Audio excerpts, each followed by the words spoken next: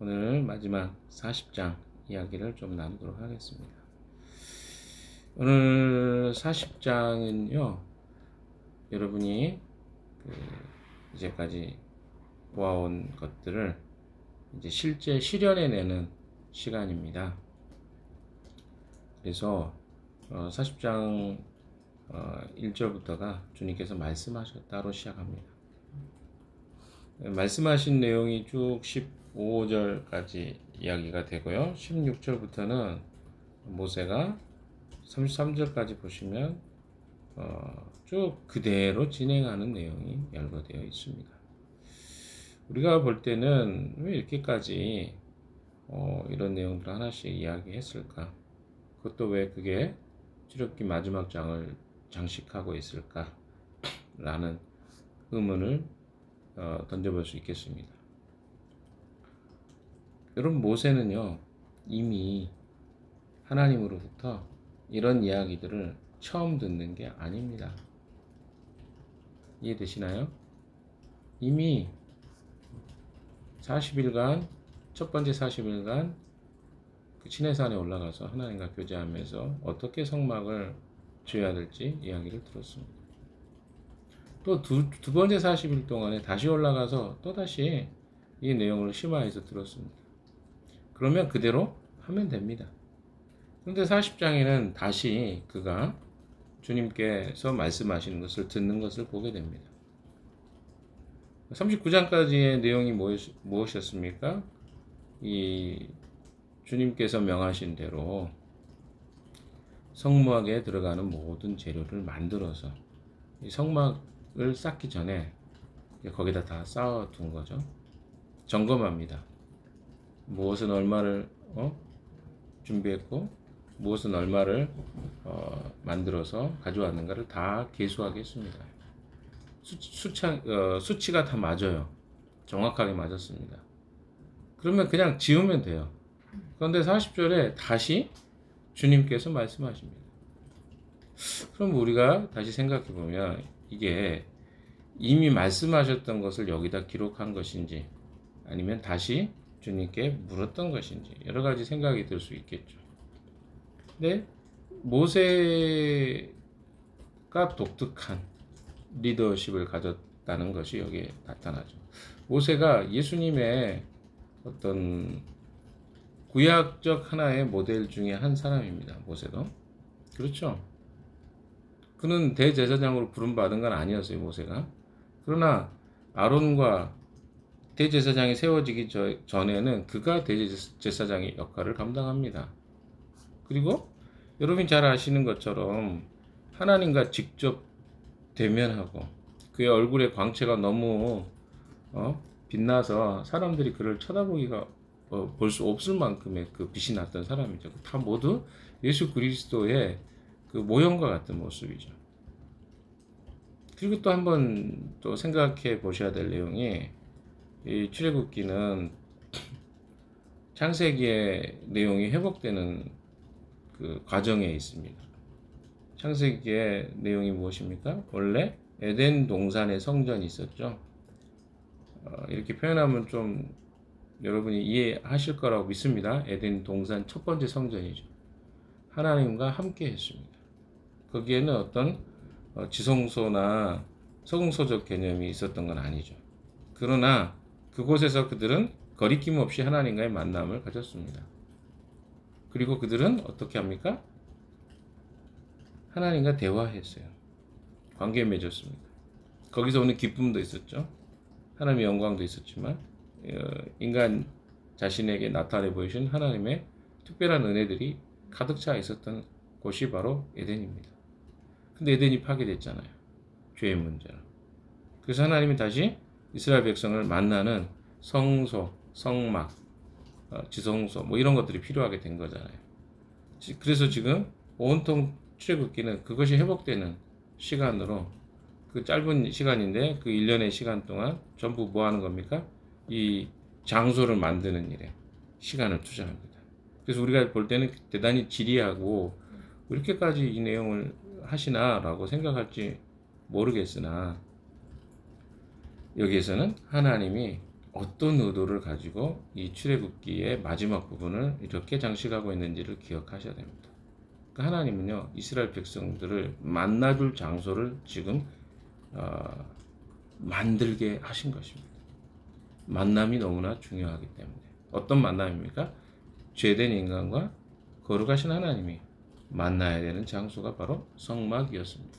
그래서 이 성막에 누가? 모세가 계속해서 다시 한번 하나님께 묻고 하나님이 응답해 주시고, 이런 그 성막이 하는 기능이 무엇인지를 보여주는 거죠. 그리고 이것은 처음 성막이었던 에덴 동산의 성막의 모형을 이야기합니다. 하나님께 묻죠. 그러니까 하나님 말씀해 주십니다. 그것을 듣고 아담은 그것을 순종하지 않았지만 모세는 그대로 순종합니다. 이런 그림들이 여러분이 보여주셔. 하나님이 무엇을 원하시는지, 이 성막을 통해서 우리에게 무엇을 가르쳐주고 있는지를 생각하셔야 됩니다. 회복된 성막의 모습은 하나님 말씀하시고 그것을 듣고 이스라엘 백성은 순종하는, 그런 게 하나님 원래 시스템이에요. 근데 이게 또 깨집니다. 어떻게 깨지죠? 이스라엘 백성들이 장차 보게 될 것은 이런 시스템 만들어 놨지만 여전히 이스라엘 백성들은 이 성막에서 말씀하신 하나님의 명령대로 순응하지 않아요. 그래서 그들이 타락하고 또 하나님이 그들을 증벌하시고 회복시키고 하는 지리한 과정이 구약 전체의 내용입니다. 앞으로 우리가 공부하게 될 소선지서의 내용은 무슨 내용이냐면, 이 하나님 만드신 이 성막과 성소에서 하나님이 교제하고 순종해야 될 내용을 가르쳐 주셨는데, 그것을 이스라엘 백성들이 순종하지 않는 모습이 온통 드러날 겁니다. 그러니까 여기에 나와 있는 이 처음에 모세가 하는 이 순종은 그렇게 간단한 내용이 아닌 것이죠. 대단한 순종입니다. 왜? 이스라엘 백성들은 처음부터 그런 것들을 할 수 없는 사람들이었기 때문에 그렇습니다.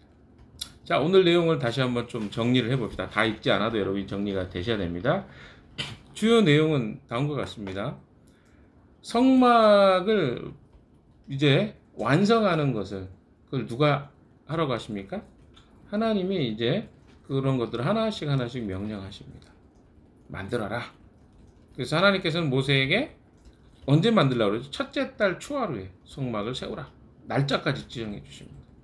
그리고 언약궤와 번제단, 물두멍 등 모든 기물들을 제자리에 배치하라고 치십니다. 근데 순서대로 하라고 하시죠. 그렇죠? 그리고 아론과 그의 아들들을 대제사장과 제사장으로 세우는 위임식을 거룩하게 행하라고 이야기를 합니다. 그래서 모세가 어떻게 해요? 그것을 순종합니다. 그리고 성막이 완성되는 과정이 쭉 언급되어 있는 것입니다.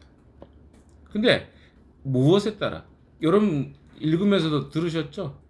반복해서 하고 있는 단어가 무엇입니까? 주님께서 명령하신 대로. 15장부터 쭉 이야기하는 내용이 그겁니다. 8번 반복됩니다. 8번 반복해요. 놀랍지 않습니까? 하나님이 쭉 반복해서 이 이야기들을 진행하고 계신 것을 보게 됩니다. 16절에 보시면 모세가 그같이 행하되 여호와께서 자기에게 명령하신 대로 다 행하였더라. 19절은 뭡니까? 여호와께서 하나님께서 모세에게 명하신 대로 하니라. 21절에도 여호와께서 모세에게 행하신 대로 명령하신 대로 행하라. 23절, 25절, 27절, 28, 29절 또 32절에도 나와요. 이거 뭡니까? 모세는 8번 똑같이 하나님이 말씀하신 대로 명령하신 대로 그대로 행했다는 것이 나옵니다. 이것이 신앙이에요. 무엇이 신앙이라고요? 말씀하신 대로 행하는 것. 지금 며칠째 계속 순종에 대한 이야기를 이야기하죠. 그러면 됩니다. 토달지 말고 내 생각 갖지 말고 하나님 명령하신 대로 순종하는. 근데 여기서 토달지 말고 제가 생각하지 말고라니까 아무 생각 없이 하라는 말이 아니라 그분과의 관계 속에서 그분을 신뢰함으로 순종하라는 거지, 어제 이야기했던 것처럼 맹목적으로 아무 생각 없이 하라는 그런 말은 아닙니다. 잘 기억할 순종이라는 게 그런 거예요. 40장에 하나님이 명령하신 내용은 어떤 겁니까? 크게 우리가 두 가지 범주로 나눌 수 있어요. 하나는 성막의 설치 및 기구를 어떻게 배치할 것인가, 1절부터 8절까지 내용입니다. 두 번째는 성막의 기구하고 제사장을 위임하는 게 9절부터 15절까지입니다. 내용이 어떻게 배치할 것인가, 그리고 어떻게 위임할 것인가. 그렇죠? 뭐 성막의 기구를 성별시키는 거, 기름을 부어서, 그렇죠? 9절부터 보시면 성막과 그 안에 있는 모든 것을 발라라. 이건 이미 이야기 모세에게 했었잖아요. 다시 묻는 거예요. 그래서 기름으로 그것을 거룩하게 해야 된다. 기물 자체도 어떻게 해야 돼요? 하나님 앞에 있는 것들은 거룩해야 된다. 그리고 제사장도 위임식을 하는 게 거룩하게 하는 거예요. 그러니까 성결하게 하는 방법들을 가르칩니다. 그리고 우리도 어떤 부분에서 보면 하나님 앞에 거룩해 되는 존재로 나아가야 됩니다. 그래야 어때요? 하나님과 만날 수 있고 교제할 수 있는 거예요. 내 안에 죄가 온통 가득하고 내 안에 하나님에 대한 어떤 순종보다 불순종의 마음이 가득한데 하나님 만날 수 있다? 불가능한 일이겠죠. 여러분 잘 생각하셔야 돼요. 그래서 성결한 삶이, 그러니까 내 삶에서 성결한 삶을 사는 것도 중요합니다. 근데 내가 성결하지 않았을 때 어떻게 회복하는 것도 알아야 돼요. 그래야 하나님의 임재를 계속해서 그러니까 우리가 죄를 전혀 짓지 않을 수가 없는 존재예요. 그러나 하나님은 어떻게 하십니까? 우리가 하나님의 앞에 나아갈 수 있는 길을, 회복해 하시는 길을 제시해 주셨다는 것이죠. 그래서 그 회복함으로 나아가야 된다는 거죠. 근데 우리 안에 무슨 생각이 있어요? 어제도 제가 그 강의하는 시간에도 말씀드렸습니다만은 포기해버려요. 어떨 때 포기해버립니까? 내 삶에 하나님과 관계없이 사는 삶이 너무 길어. 오랫동안 그렇게 살았어요. 그러면 내가 무슨 생각을 해요? 나는 이제 안 돼. 하나님 나 싫어하실 거야. 그래서 어떻게 해버려요? 안 나가버려요. 그리고 어둠에 속해서 그냥 지내버립니다. 그러나 하나님 우리에게 주시는 메시지는 무엇입니까? 그럼에도 불구하고 하나님께 다시 나아가라. 그러면 하나님은 다시 우리를 성결케 하실 거죠. 근데 여러분이 이런 질문을 할 수 있겠죠. 어떻게 회복으로 나아갈 수 있습니까? 이미 요한일서 1장 9절이라든가 8절 9절에 이야기하고 있지 않습니까? 우리가 하나님 앞에 죄 없다고 하면 이건 거짓말, 하나님 앞에 거짓말하는 것이다. 그래서 우리가 어떻게 나아가야 합니까? 하나님 앞에 우리가 죄를 자백하고 하나님 앞에 우리가 고백하는 것이죠. 그럼 저는 미쁘시고 의로우사 우리 죄를 사하시며 모든 불의에서 우리를 깨끗게 하실 것이다. 인정하는 거야. 내가 하나님 앞에 죄 지었으면. 그리고 어때요? 예수 그리스도의 피로 나를 속량해 주신 것을 다시 믿음으로 받아들이는 거죠.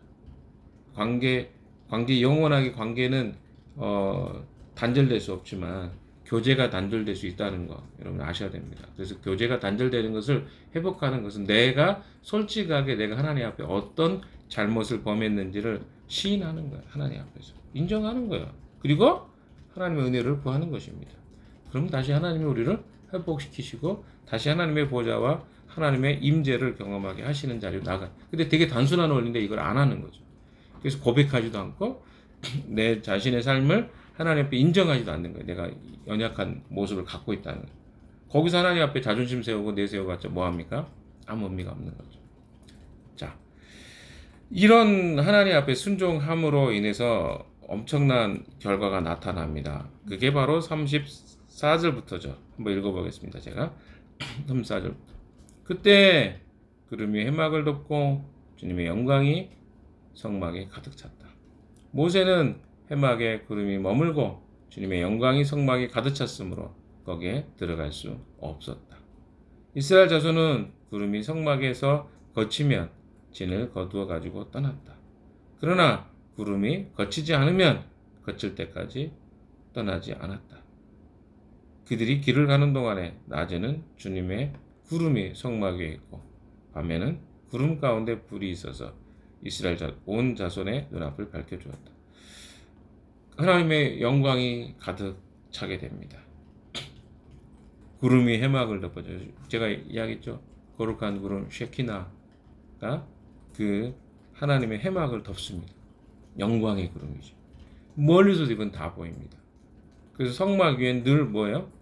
하나님의 구름이 영광이 가득 차 있었습니다. 모세도 그 해막에 구름이 머물고 주님의 영광이 성막에 가득 찼기 때문에 들어갈 수 없을 만큼 영광이 거기 가득 찼다는 거예요. 하나님이 정말 기뻐하신 거예요. 그곳에 머물러 있는 것을. 36절에 보십시오. 이스라엘 자손은 구름이 성막에 거치면 진을 거두어 가지고, 그러니까 성막 위에 있던 구름이 어떻게 되면 거친다는 게 뭐예요? 사라지면일까요? 성막 위에 있던, 성막에 아마 이렇게 성막 위에 이렇게 임재하고 있다가 구름이 제가 생각할 때는 없어진 게 아니라 위로 올라가든지 높이 이제 뜨면 다시 어때요? 거두는 거예요. 진을 거두는 거죠. 그리고 구름이 거치지 않으면 거칠 때까지 떠나지 않았다. 이게 뭡니까? 성막 중심의 삶이었어요. 이스라엘 백성들. 자, 이제부터가 뭐냐면 광야 생활 39년을 합니다. 38년 가까이 해요. 근데 여기서 뭐 하는 거예요? 성막이 어떻게 그 하나님의 영광의 구름이 어떻게 머무르는지. 성막은요 걷어져요. 그런데 어떻게 그들이 진을 치는 걸 알 수 있을까요? 그냥 거룩한 구름이 임재하면 내려오면 머무르는 거예요. 거기다 텐트를 치는 거죠. 성막을 펴는 거예요. 그리고 성막이 어때요? 그게 머물렀던 구름이 높이 떠오르고 앞으로 진행하면 이스라엘 백성들 어떻게 해요? 짐을 빨리빨리 챙겨 빨리빨리 하나님 움직이십니다. 그거 뭐예요? 하나님의 움직임에 그들이 온통 시선 강탈이죠. 늘 사람들은 뭘 봐요? 구름이 어떻게 어디에 있나, 머무르시나, 올라가나, 이렇게 하는 거예요. 신기하지 않습니까? 이 하나님 중심의 삶입니다. 하나님이 우리 삶을 어떻게 이끌어 가시나. 그래서 여기면, 그래서 그들이 가는 동안에 낮에는 주님의 구름이 성막 위에 있고 밤에는 구름 가운데 불이 있어서 이스라엘 자손의 온 자손의 눈앞을 밝혀주었다. 언제든지 낮이든 밤이든 이 하나님이 그들을 인도하시고 보호하시는 것으로 출애굽기가 끝납니다. 이게 메시지예요. 그러면 이스라엘 백성들에게 무슨 메시지를 주신 거예요? 몇 가지 해보면 여기서 순종의 굉장히 중요성들이 나오죠. 순종. 하나님 말씀하신 대로, 명하신 대로 우리 계속 해야 돼요. 주님께서 명하신 대로 행하였다. 그럼 뭐예요? 순종하는 거죠.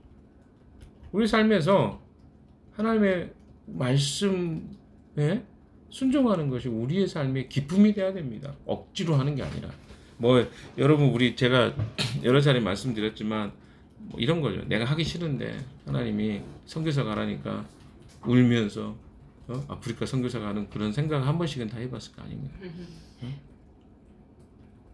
그런 순종이 아니에요.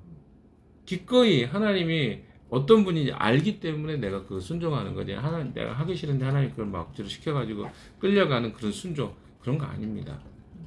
기꺼이 우리가 아는 만큼 순종하는 거 하나님이 기뻐하십니다. 두 번째, 하나님의 임재가 얼마나 소중합니까? 그러니까 하나님의 임재는요 크리스천들에게 특권입니다. 아무나 경험할 수 없어요. 하나님과 함께하는 기쁨, 우리가 예배하고 하나님께 기도하고 하나님과 만나는 것의 기쁨, 이것을 여러분이 최고의 기쁨을 알아야 돼요. 우리가 함께 모일 때 그럼 뭐 해야 돼요? 하나님 예배하는 거 해야 돼요. 왜? 그게 특권이니까. 임재 가운데 들어가는 거, 우리가 기쁨을 누리는 거예요. 우리는 사람들하고 만나기만 해도 기쁘잖아요. 그럼 더 기쁨이 있습니다. 하나님의 임재 가운데 들어가는 거예요. 그래서 예배는 중요한 겁니다. 하나님의 임재 가운데 들어가는 거니까. 이게 우리가 하나님 임재하시면 이렇게 기쁜 거구나 하는 것을 경험해야 돼요. 이게 아직 경험되지 않은 사람이 많으니까. 마지막 세 번째는 뭡니까? 하나님 중심의 삶입니다. 이스라엘 백성들은요, 광야에서 성막의 구름이 움직이면 이동하고 멈추면 머물렀습니다. 이게 구름이 멈춰 움직이면 빨리빨리 텐트 거두고 멈추면 빨리빨리 텐트 치고. 왜?